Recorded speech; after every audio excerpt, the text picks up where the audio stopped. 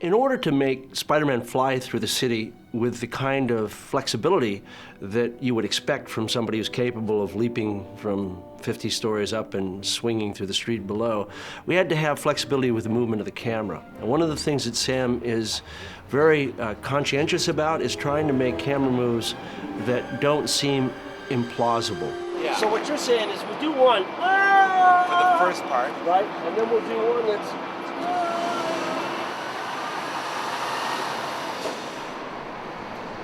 Earl Wiggins' Spidercam was used on Spider-Man 1 only for one shot. That's the last shot of the picture.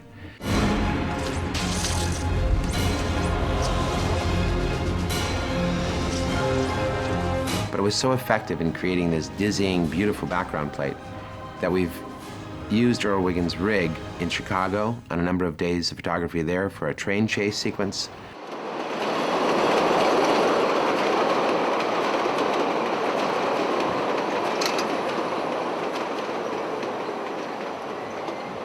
We had selected Chicago because we needed the proximity of the buildings to the tracks of the subway trains, and we could have used New York, but there was nothing close for us to shoot our plates.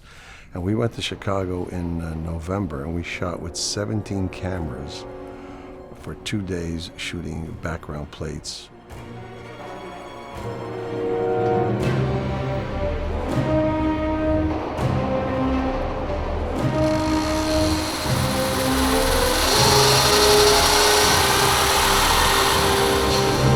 In the first movie, we made the conceit that our cameraman traveled with Spider-Man, and he had inaccuracies in his operation, and he had to constrain himself to physical laws. As Spider-Man swung through the bottom of his arc, the cameraman went through the bottom of his arc with him. The cameraman couldn't suddenly pop up 20 feet above him. So trying to stay within the definition of a quote, super camera, and keep it so that the camera doesn't draw attention to itself is one of the huge challenges of making this character believable. It's one of the few ways that you can position a camera in such a large space, and in fact, such a precarious situation. There's no camera rigs that are out there that allow you to control the camera as completely, and it allows us to get 300 to 500 feet above the ground quite easily, and it allows us to control the camera through that movement. We also used it in New York to achieve a lot of the plates for Doc Ock and Spider-Man to move through.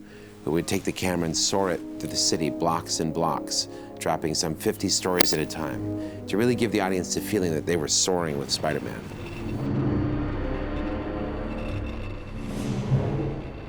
We knew that in the first one, what we were missing to a certain degree was a little bit of the vertigo that it is to be Spider-Man, because his world is not 5 stories up, it's not 2 stories up, it's 75 stories up.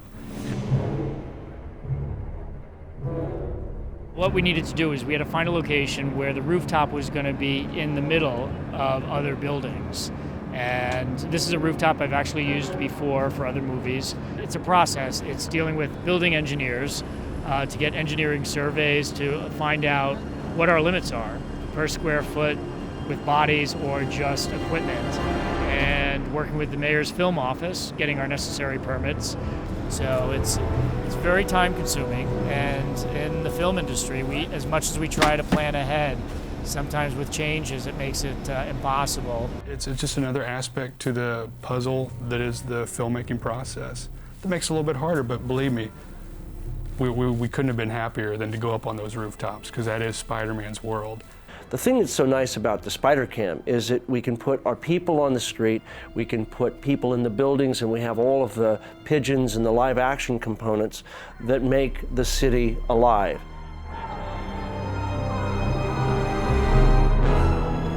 We had some of the longest wire shots that this company Spidercam has ever done. We've done one in New York, which was 2,400 feet, and we did one in Los Angeles, which was 3,200 feet. So that was the longest span they've ever filmed with. In this case, we're actually trying to get the footage on location as opposed to doing it 100% CG like we did in the last movie.